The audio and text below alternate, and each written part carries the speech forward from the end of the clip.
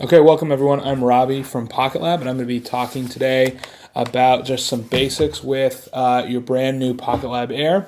So it should have come in a case like this, and you have some getting started cards about some of the different sensors that the PocketLab Air can measure.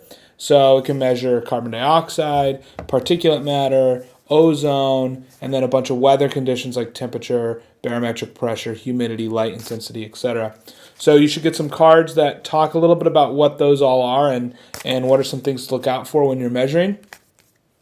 And then I'm going to talk a little bit about how to get connected to the different devices using your PocketLab Air. So PocketLab Air can work with your Android phone. It can work with Chromebooks, MacBooks, which is what I'm using to record my screen here on my Mac, Windows 10 devices, and iPhones and iPads. So, I'm using my iPhone right here to do the recording, so I can't show you that. But you can use all those different devices with your PocketLab Air. Now, one quick note about Android is that instead of downloading the Android app for PocketLab Air right now, you'll want to use the PocketLab web app, which I'm going to show you how to use in a second. So you'll, just like I do on the computer here, you're going to open up a Google Chrome browser and go to the PocketLab.com/app on your Android, and that's how you'll connect to PocketLab Air on your Android. There is an Android app coming soon that you can see as well. Okay, so on my screen, we're just at the PocketLab website. I want to show you one thing before we get started. Over here, you'll see that there is a section called PocketLab Air. If you click on that on our website at thepocketlab.com, you'll see some news. You'll see some getting started guides about PocketLab Air. You'll also see some different experiments that you can try with your PocketLab Air, including this cool one recently posted about learning about forest fires and how to create forest fire sensor detection sensors. So that's all right there in the PocketLab website when you go to PocketLab Air. Okay, to get started and to get your PocketLab connected, I'm going to show you how to do that on the PocketLab web app, which is how you do it on most devices. The only thing that's different right now is your iPhone or iPad, and you're going to want to go to the Apple App Store and download the PocketLab app. And it's very similar to what you're going to see here, but I'm just going to show you this on my Mac.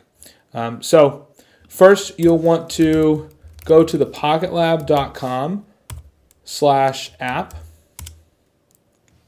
And you should see a screen like this.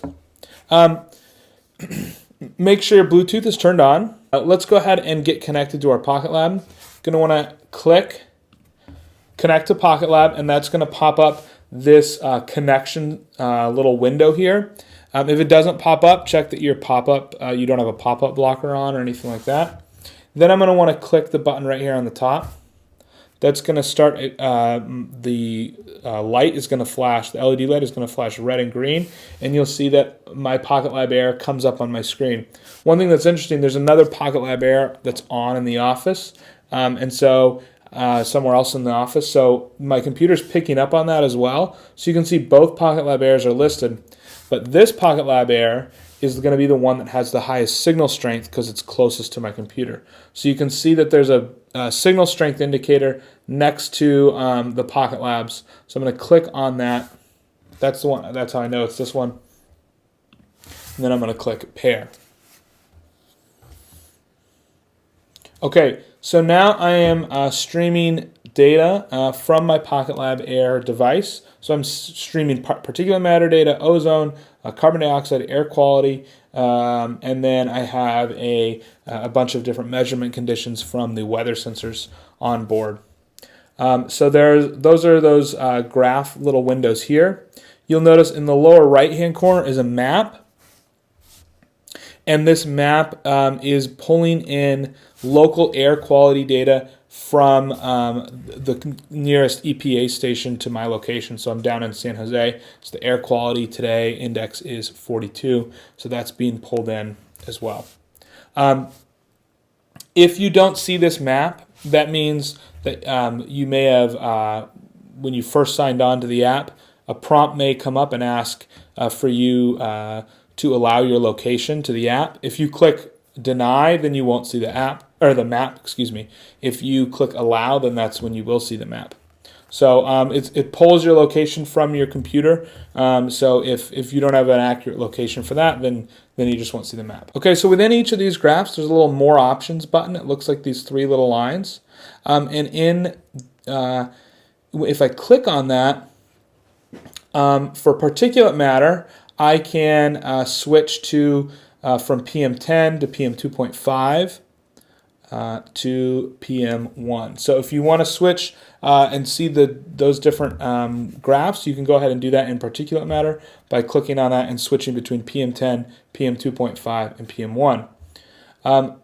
I can also switch from a graph display to a display of a map. So I'm going to click on that. And that again is pulling in my location data from the computer, not the PocketLab. So you have to make sure you've allowed for location permissions to get this feature. So if I walked around, you could see these little points would follow me and display the data that the PocketLab is collecting. So you'll notice that when you've connected the PocketLab, the data is just immediately streaming into these graphs. So you're always seeing data from the PocketLab whenever it's connected. But I haven't actually started a recording of a trial yet. In the bottom of the screen, you'll notice there's a orange button that says record. If you go ahead and click on that, that's going to clear all the data that was streaming and start a new data recording. And now I'm beginning to record data that I can save and review and go back and look at. So if I were to go out and do a recording of the air quality in my neighborhood or something like that, I would click record. I'd go out with my phone, with my computer, whatever. I'd record some data, do some type of experiment. So I took a breath on the PocketLab Air to get the CO2 sensor to spike way up. And then eventually I click the stop button at the bottom, and now I've stopped the data from streaming, and now I'm looking at a recording of the data, and I can go back and review it here.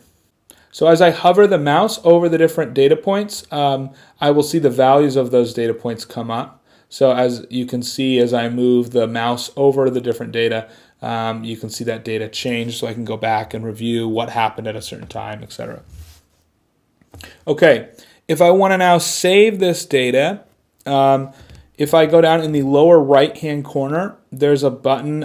It may say export data, or you may get these three little dots if your screen isn't wide enough, and this three little dots means more options. So I can click on that. I can either save my data locally, which means I'll just download a CSV file of the data directly to my device, to my computer or smartphone, or I can click upload to Google Drive. If I click upload to Google Drive, that will send a CSV file to my Google Drive account if I'm logged in. If I'm not logged in, then it'll prompt me to log into Google to use the Google Drive function. So I can click that, and you'll see it'll take a minute here, and then it'll say upload complete. Click here to view the data. I can click there. And now I've got a CSV file of the PocketLab Air data that I just collected. If I want to now clear my data and start a new trial, or just want to get rid of the data that I've collected, down here at the bottom, I can click clear. Actually, first I'll show you one more thing. In the lower right-hand corner is this data analysis button. If I click on that, you're going to get different statistics about the data that you've recorded, so that can be helpful. You can click and drag to zoom in on any part of the data, and when you do that, the data analysis will change, or the statistics in the data analysis will change for that section of the graph that you're actually zoomed in on. I can click to zoom back out. I double click on any point of the graph, so just double click and you'll zoom back out. Okay, so I'll go ahead and clear this data now. So I click clear, and now my data has sort of cleared out and we're streaming data again.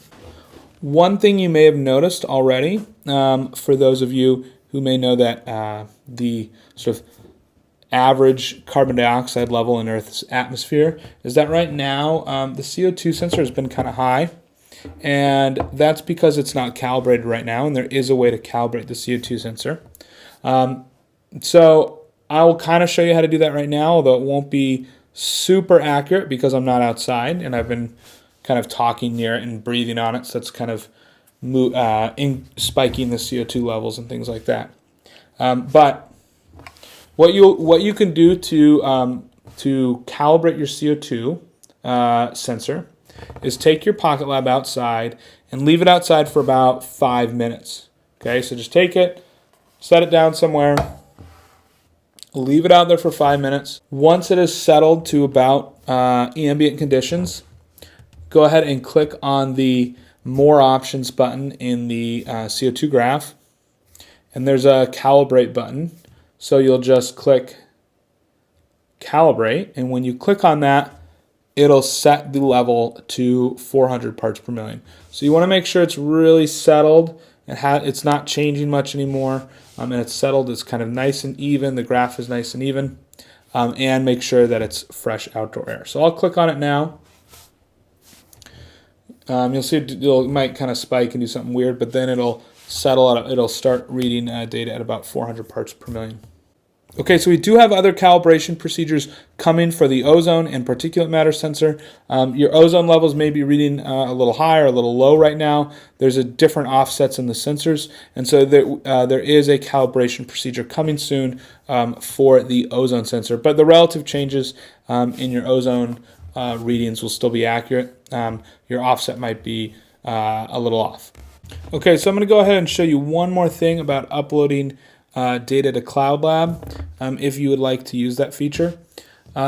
This feature, like I said earlier, maybe I mentioned earlier, it is in beta, and there are going to be some significant updates to it, including the more mapping features and the ability to share data with others, things like that. So if I'm recording data, I'll go ahead and record and click stop. And then here there's a button that says upload to CloudLab. And then I can, if you're not signed in, it'll ask you to sign in. If you don't have an account, there's an option for you to create an account. I'm going to go ahead and click next. And then I can either save my data to a timeline of all my trials or to a lab report if I've created one. I would recommend for now for PocketLab Air just saving to your timeline here. So we're going to click timeline. I can add notes.